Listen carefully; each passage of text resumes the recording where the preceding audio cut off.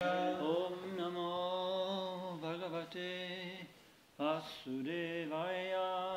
Om Namo Bhagavate Vasudevaya.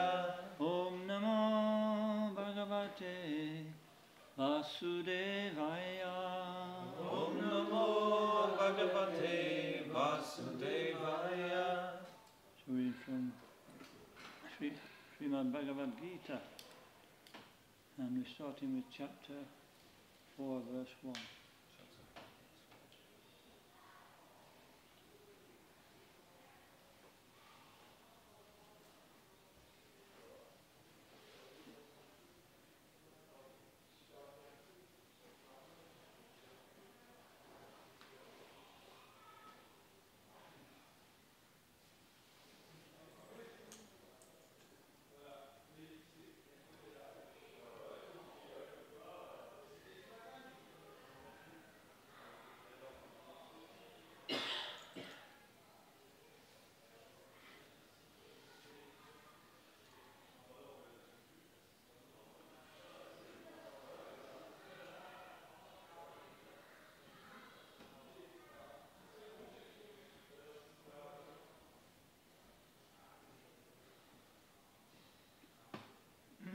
Evam parampara praptam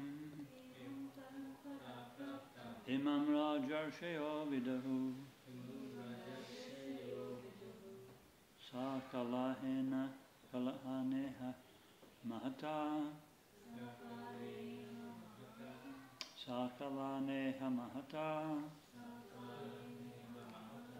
nashta yoga nashta parantapa. Evam parampara praptam imam rajarshayo vidahu sakaleneha mahata yoga nashta parantapa. Evam parampara praptam imam rajarshayo vidahu sakaleneha mahata nashta yoga nashta parantapaha yoga nashta parantapa.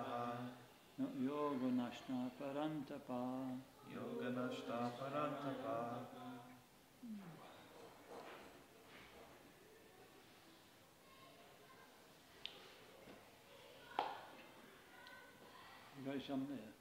Yeah. I've saved me finding it. I've got something different here.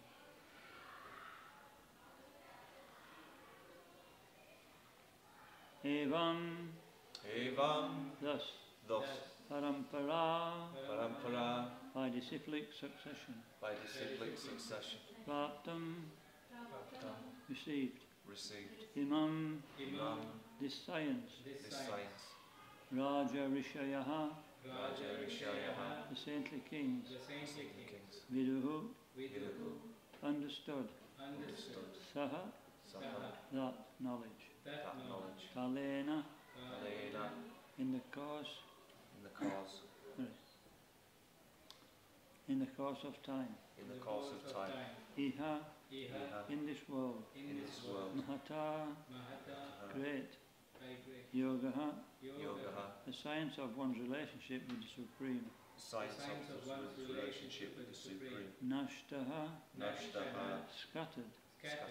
Paramtapa. O Arjuna, subduer of the enemies. Translation. This supreme science was thus received through the chain of disciplic succession, and the saintly kings understood it in that way. But in course of time the succession was broken, and therefore the science as it is appears to be lost. In response, please. This supreme science was thus received through the chain of disciplic succession. And the saintly kings understood it in that way. But in course of time, the succession was broken.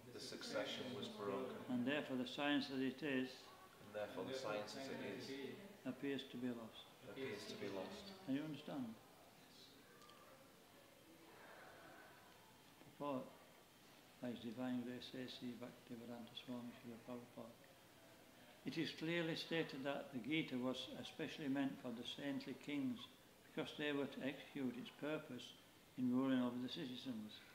Certainly Bhagavad Gita was never meant for the demoniac persons who would dissipate its value for no one's benefit and would devise all types of interpretations according to personal whims.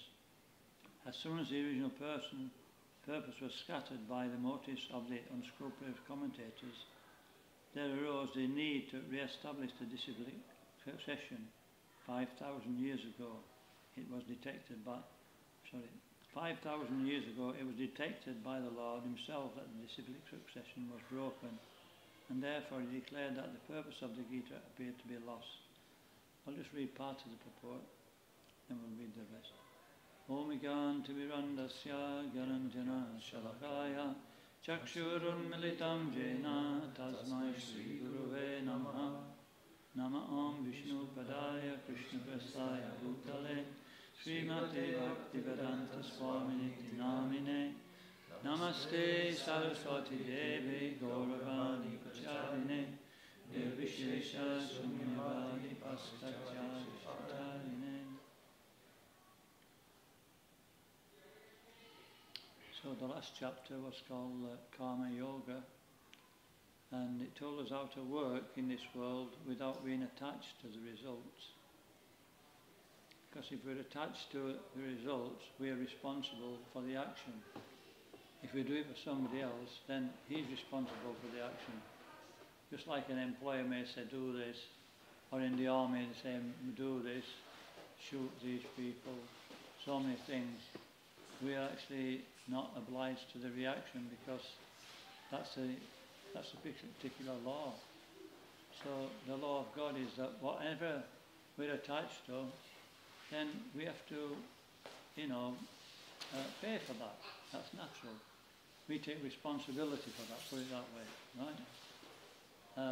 But when we're actually attached to using everything with detachment, then the karma doesn't accrue. The karma is actually, but it's, if you're not attached to something, then you don't get the reaction. So there has to be a process whereby it's called Gyan, transcendental knowledge, where philosophically and mentally we renounce the activity, or we give it to some charity. We don't enjoy it ourselves. We don't enjoy giving it to the charity either, because then we're thinking we're the doers. And it's very difficult to do that. We're sentient beings. To try and be detached from everything, and we become what we call a non-person. And so later in the Bhagavad Gita, after we've been through this chapter, it'll have another chapter called Karma Yoga in Krishna Consciousness. So that means if we really want to be detached, then we do it for a person, and there's a reciprocation of, sentiment which satisfies us, and the Lord takes the responsibility. So that's called action in Krishna consciousness. So we can be detached from being impersonalist, but it's not easy.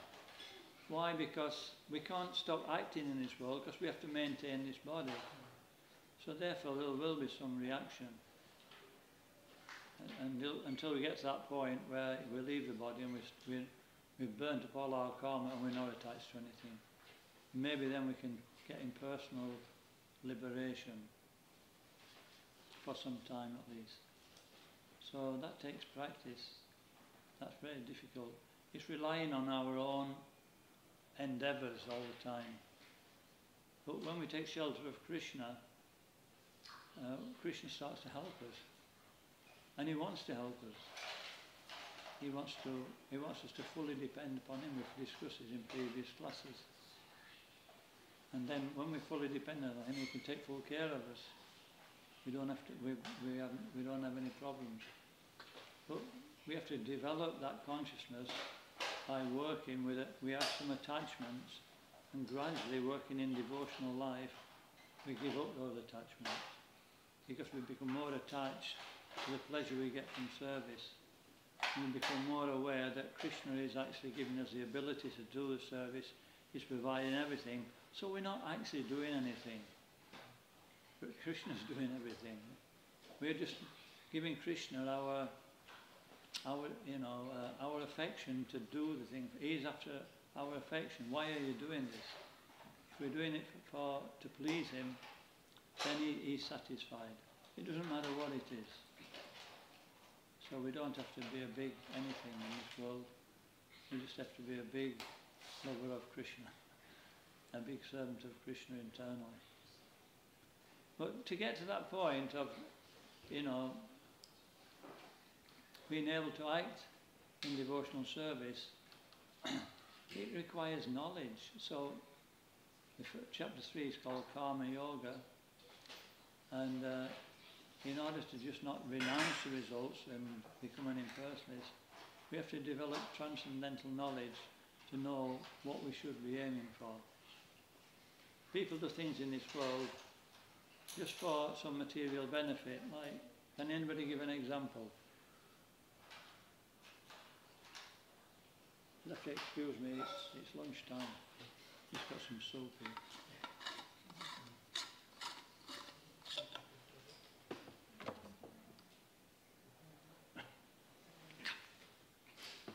Hare Krishna.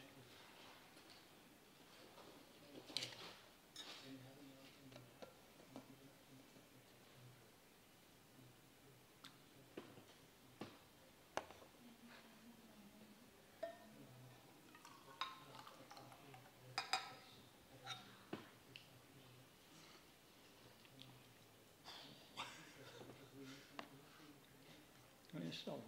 I can get salt, also. So,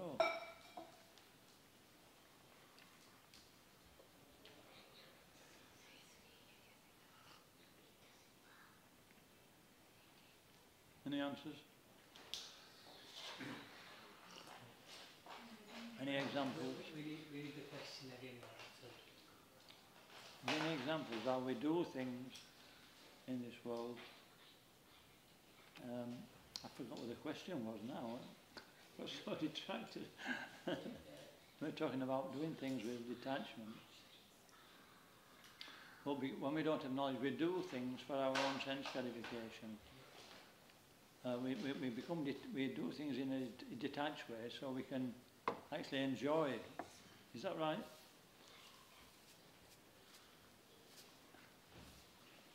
Like, yoga. Why are we doing yoga? Most people, because they want to have a peaceful mind. Yeah. It's for me. Because I want to have a fit body. It's for me. I want to show off to my friends. It's for me.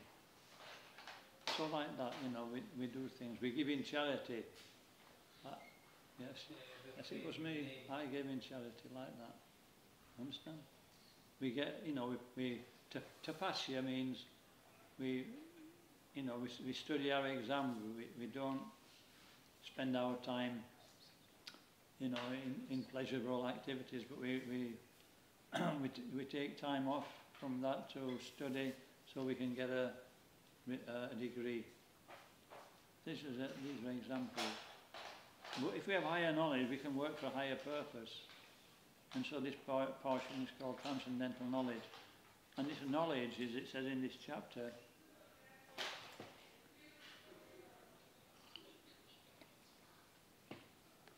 wow, that was hot.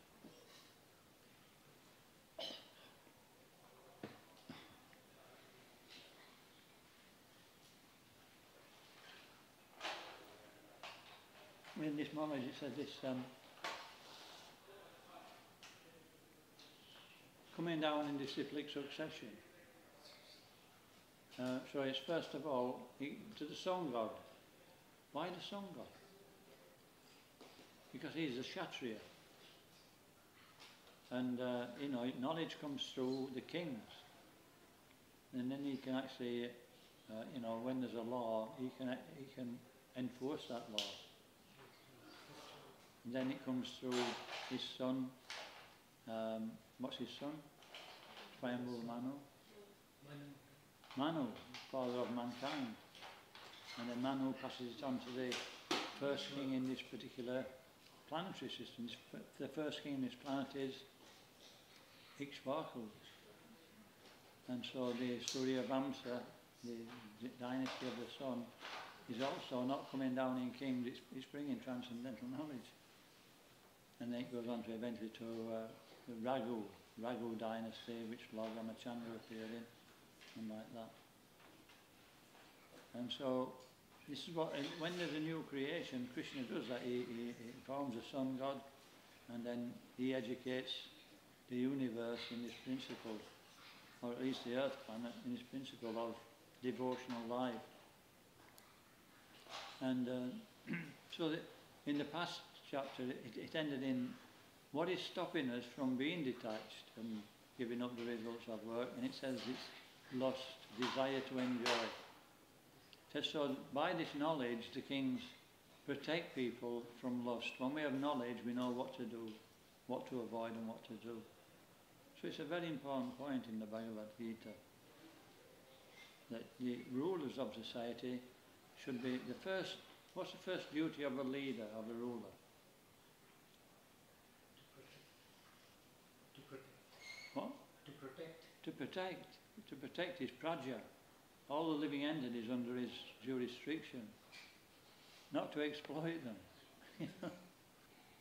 Even the animals, they're praja. They're under the king's protection.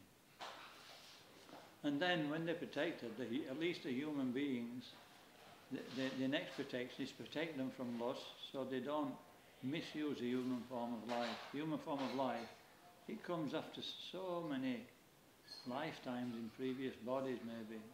We don't know what we've been through. But eventually we come to the human form. And then, it's so important that we get the proper education and the proper association.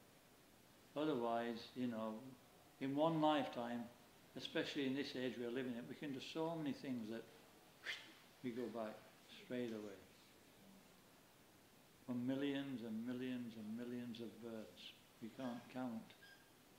So we can understand that this is important. Evam parampara praptam. No, that's the next one. No, it's this one. Evam parampara. What is it now? Imam Rajarshi Vidu. Imam Visham. Yeah, this is the first one. I did the wrong verse there, didn't I? That's the second verse. Sorry. Sri Bhagavano Vacha. Imam Vishvashpate Yogam Proktavam Aham Adam Vivaspan Manave Praha Manu Ikspaka Vedadu. So let's just read. Come on. Stick your darks on that.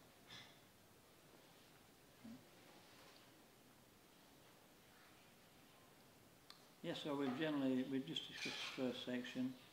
But the nature of this world is people don't want to follow Bhagavad Gita.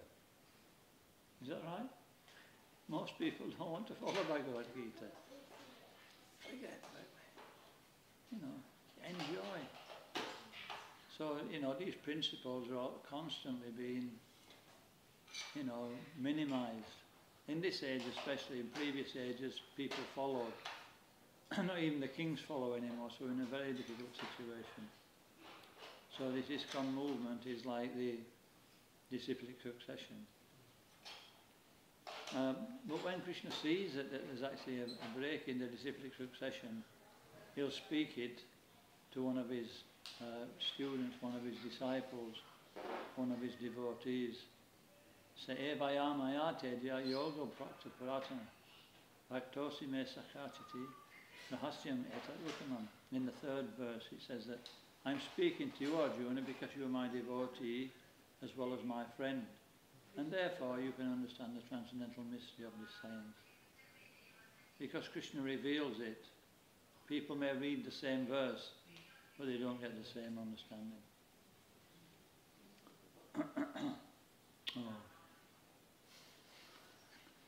I'm going to put it on mine. I'll put it on mine. Just bear with me a minute.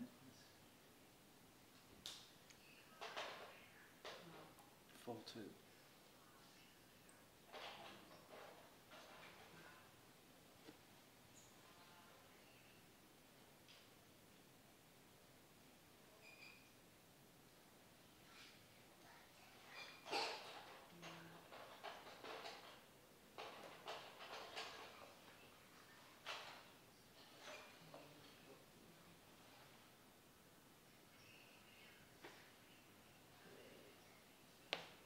Okay. So basically that's the first point. Anybody have any questions on that? That's pretty straightforward, isn't it?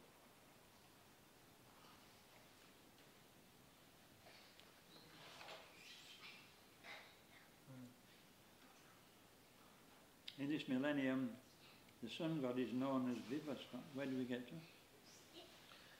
Are we on 4-1 or 4-2? Yeah, well, yeah, it says that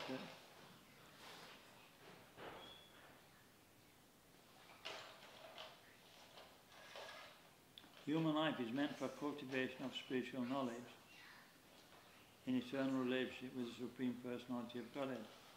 And the executive heads of all states and all planets are obliged to impart this lesson to the citizens by education, culture and devotion. So it takes education, but not just that, the culture has to be favourable to practice. And, and then from that we can get devotion. In other words, the executive heads of all states are intended to spread the science of Krishna consciousness so that people may take advantage of this great science and pursue a successful path, utilising the opportunity of the human form of life. Next paragraph. In this millennium, the sun god is known as Vivasvan, the king of the sun, which is the origin of all planets within the solar system. In the Brahma Samhita 552 it is stated, Yachakshuresha Sabita Sakala Grahana Raja Samasta Suramurti Asesha Tejaha Yasyaknaya Brahmati Sambrita Kala Chakro Govindamadi Purusham Tamaham Bhajami.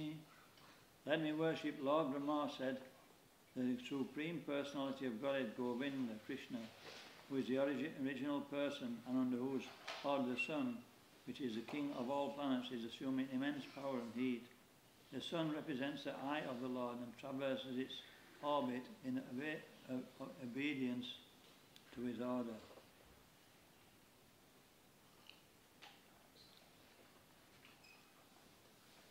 The sun is the king of all planets, and the sun god, at present as the name Vivasvan, rules the sun planet, which is controlling all other planets by supplying heat and light.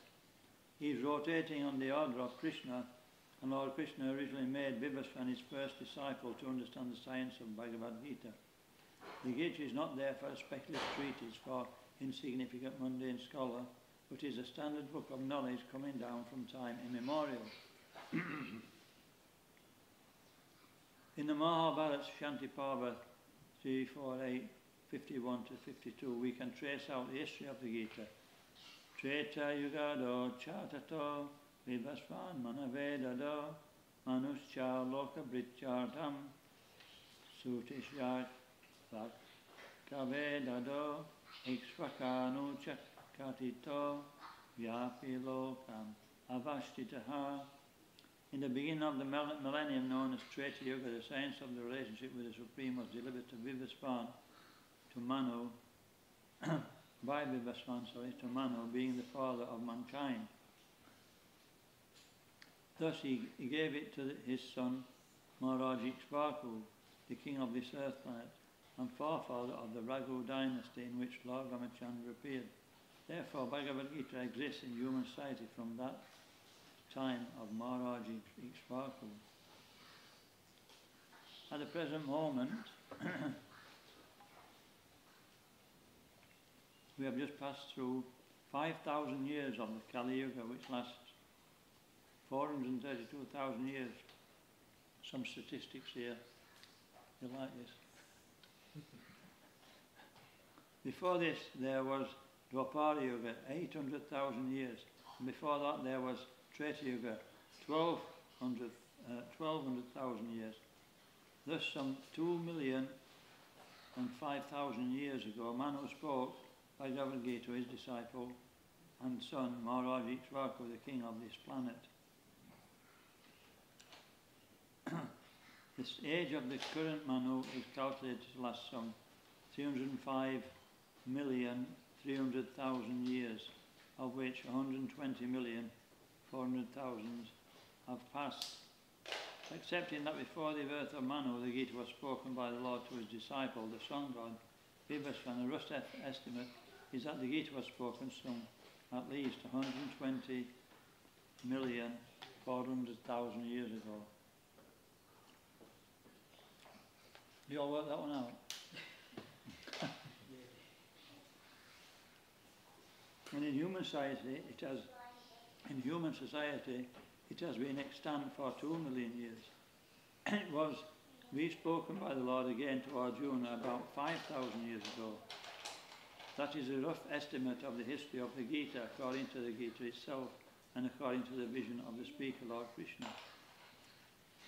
It was spoken to the sun god Vibhasvan because he is also a Kshatriya and is the father of all Kshatriyas, who are descendants of the sun god, or the Surya Vamsa, Kshatriyas. Because Bhagavad Gita is as good as the Vedas, being spoken by the Supreme Personality of Godhead, this knowledge is apurusheya, superhuman. Since the Vedic instructions, apurusheya means that it's not man-made. It's not subjected to the 4 defects of this material world. Well, they're imperfect senses, illusions, cheating, and what's the last one? Start with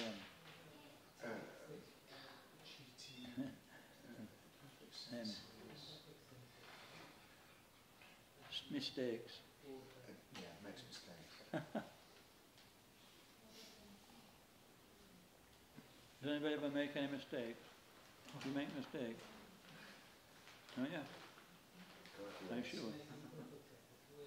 Can you give me the... I'll have to talk to you after. Can you give me the formula? What's the formula for not making a mistake? Eh? I said, do you make mistakes? Oh, you do? Oh. How do we not make any mistakes?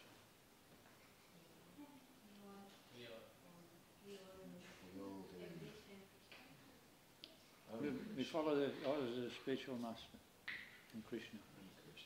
We may make little mistakes while we're doing things, but generally, if we do that, we'll not make any mistakes.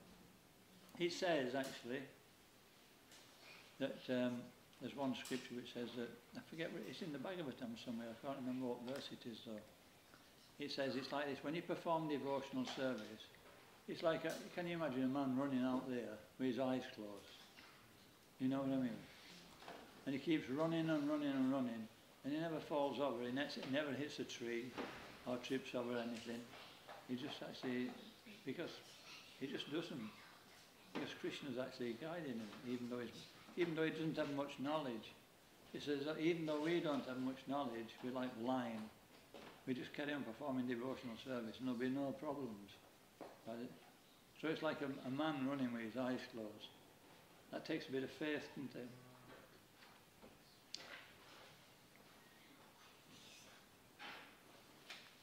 Okay, let's go a bit further. Apurusheya, superhuman. Since the Vedic instructions are accepted as they are without human interpretation, the Gita must therefore be accepted without mundane interpretation. The mundane wranglers speculate on the Gita in their own ways, but that is not Bhagavad Gita. I remember once I was in Manchester. We were talking about spiritual masters, And when it comes to the question, it says, can anybody be a spiritual master? And I didn't answer it fully. I should have. I said, yeah, anybody can become a spiritual master. And he was really happy, you know what I mean?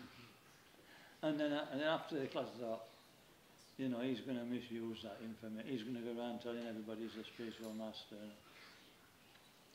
It means that we have to qualify ourselves to be a spiritual master, but anybody can qualify themselves. It's a process.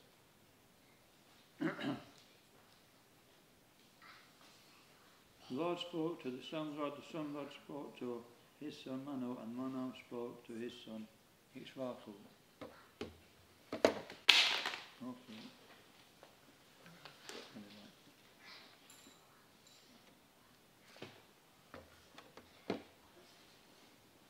So what I was going to do in this class, I was going to do an overview of the fourth chapter. But it took quite a bit of time to get through the first one, the first verse. So we'll just stop there and ask if there's any questions. That's the first point. Does anybody have any points, any things they want to bring up about, you know, how to understand Bhagavad Gita? And if there's any difficulty we may have in understanding Bhagavad Gita.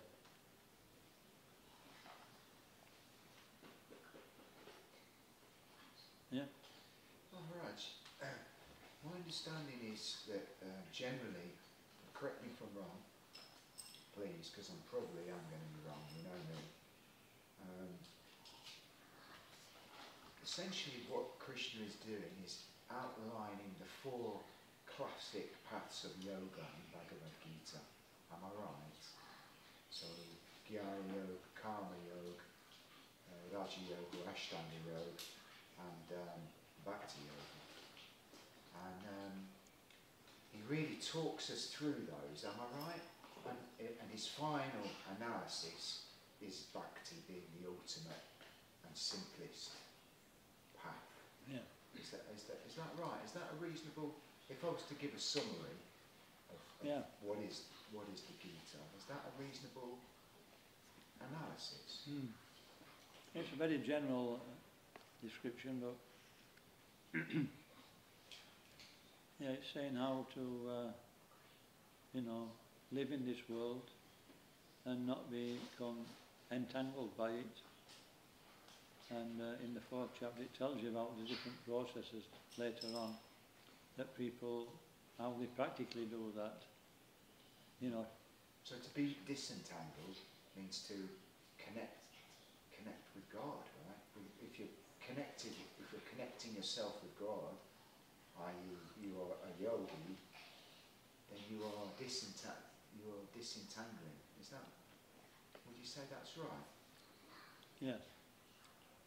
Yeah, we can try to detach ourselves from something, but if we don't have anything else to actually, you know, become attached, or we'll go back to what we were attached to before, because there's nothing else. So that's actually not a practical process, but we try to do that. The higher taste. You know, we try to minimise this, minimise that, and we go over the board, and then we, you know, like we flip back. That's why maybe these Buddhists are not so successful, because it's too dry. Yeah, you've got to be constantly controlling the senses, and you become miserable, become dry. But if you actually engage in devotional service, you know, you don't have to do that so much. Yeah, you have to be focused. You don't have to, you know, just become really loose. We have to get up at a certain time. We have to chant as rounds. We have to eat at a certain time. We only eat certain things. We need the rasa. And the rasa. you know, we do some studying. It's you know, these things we have to apply. But if we do that and we've got, you know, we engage in some service, then we feel satisfied, and that satisfaction means that the lower taste of what we have previously been attracted is not actually attractive anymore, because we're just naturally feeling much better in what we're doing, even though it sometimes feels as if we're not doing anything. You know what I mean? And compared to what a materialist has to do, a devotee, you know, he may have to work as hard as a materialist because that's his propensity, but he's satisfied in that activity because he knows where it's taking him and he's feeling detachment from the results. He's thinking, you know, nothing can work without Krishna's. And this is the point, is that gradually what happens is that we see Krishna working in our lives, helping us, and then we develop gratitude and some you know attraction to Krishna, and that gradually, and then it reciprocates and reciprocates more and more until that overtakes our life. And we may still be functioning and doing the same thing, but now we're actually on a higher platform where we're always feeling that we've got Krishna's presence. Maharaj, another question, if you don't mind. To get these higher stages of bhakti, you know, like steadiness and taste, do you think you need to have a strong sadhana to achieve those?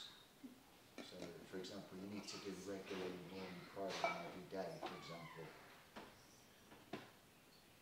Yes, sadhana, Vaidhi sadhana bhakti it's called. Vaidhi means rules, regulations, which we have to follow. And then we become habituated to doing them, and it becomes easier. But we still don't like them. But then eventually, you know, as we work like that, we become fixed in a certain path, and our material activities, which are actually pulling us down, start to melt away, and we become purified gradually from those attachments, and then we become fixed.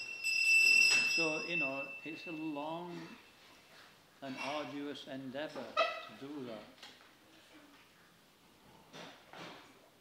You know, and we're thinking that it's going to come quick, maybe. I was. I'll just give an example, shall I? Go and say while you No, I was just going to say, so being fixed like that, is that sthita pragya? Eh? When you is that, you know, when you become fixed completely in Krishna consciousness, is that sthita pragya? Steadiness. Is it what? Sthita pragya, where you become Is it fixed. what? Sthita pragya. Sthita pragya. Yeah. It's called nishta.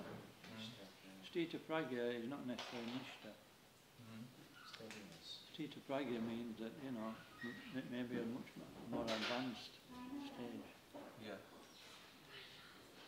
But, so from nishta, then when we do something with, you know, without any distraction, we get a taste for it.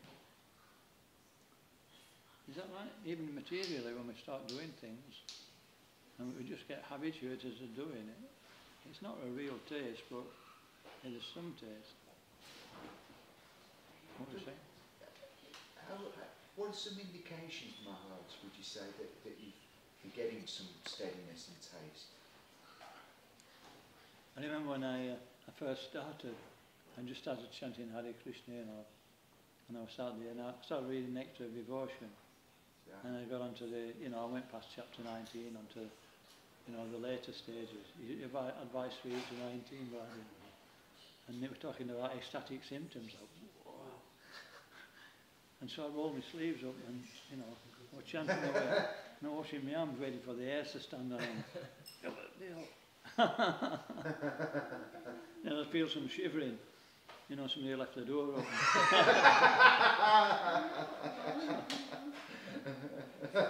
So I was genuine, I was actually looking there, you know, because we don't understand properly. What question am I answering now? What do we know? Indications. Indications for steadiness and taste. Indication is, I don't know.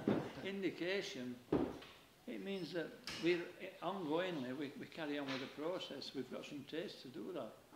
You know, look, You know, how many people are there? How many devotees are there? You know, we've got to get a taste for hearing. If we get a taste for hearing the philosophy, hearing the Maha Mantra, that's a good indication. Is it? Very good indication if we actually like to hear. And it means we're, you know, and we'll do that even in the later stages. The main reason we don't like to hear is because we're a neophyte. You know, we haven't got a taste. We want to do other things. And, you know, when we actually become advanced, we'll listen to any Krishna Katha that's going. We just want to be there hearing about Krishna. It doesn't matter who's speaking or what they say. And because, you know, Prabhupada used to read his own books. And one of the disciples said, you know, Prabhupada, why do you read your own books? He says, these are not my books. These are Krishna's books. So yeah, that's one thing, is that, you know, we're steady in service, we're attracted to the process, we like the association of devotees. It's not necessarily smooth like that, where we have those ups and downs. But another thing is that we don't get fazed by the so-called downs when the mind starts to become, you know, becomes agitated by something. We learn to deal with it. Sometimes in the early stages, because you can't deal with it. You need somebody to take shelter of it, to speak to them. And, you know, but when we're a little bit more advanced, we think, well, wait a minute. 5 minutes ago, I was okay. It's just the mind. It's just how I'm perceiving things, you know. And we learn to be, you know, neutral. Neutral to happiness and distress is a symptom of advancement. Because we know we're in the material world, and when happiness comes, definitely there'll be some distress to follow. It goes without saying. But we know people in the material world thinking that you're going to get free from all distress at some point if you keep doing the right thing.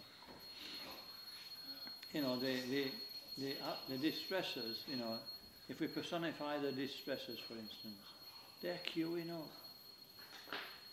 You know, we're dealing with one distress, and one's looking up, when is it my turn? You know what I mean? I'll get into his ribs. So we have to realise that and then we can actually function. It's not easy to do that. You know, you've got a great humour. You know, when you're in class, when you're giving a class and somebody at the back's going, you know, you feel. But then you see that's up to him, you know.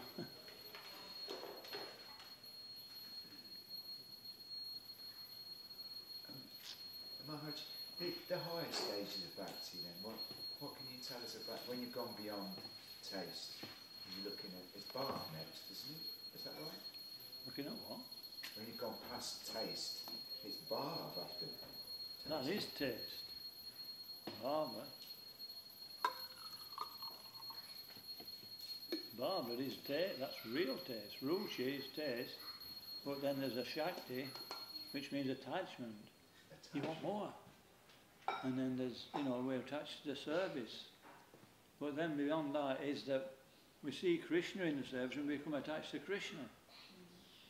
Then when we become attached to Krishna and we focus on Krishna, then that turns into bhava, because then we're not, you know, our devotional service is fixed on Krishna.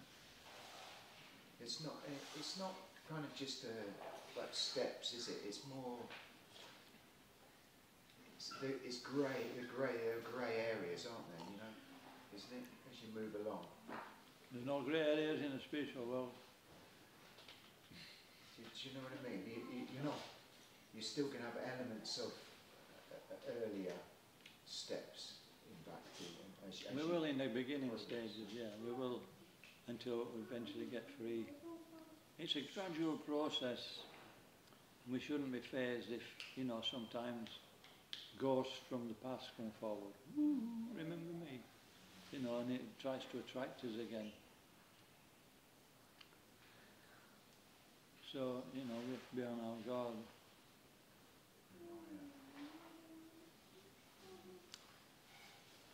Anything else?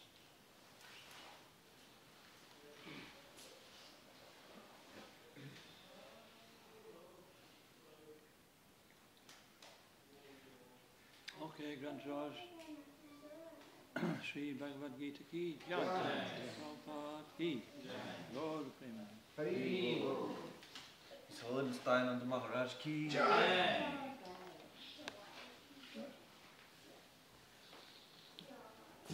Oh, Maharaj, you do make me chuckle.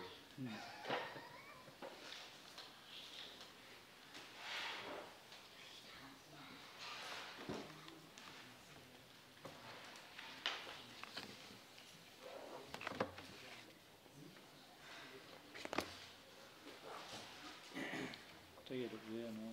Yeah.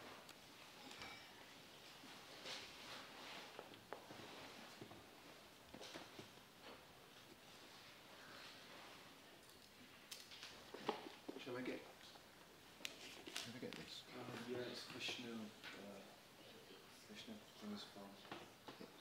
Shall I stop it then?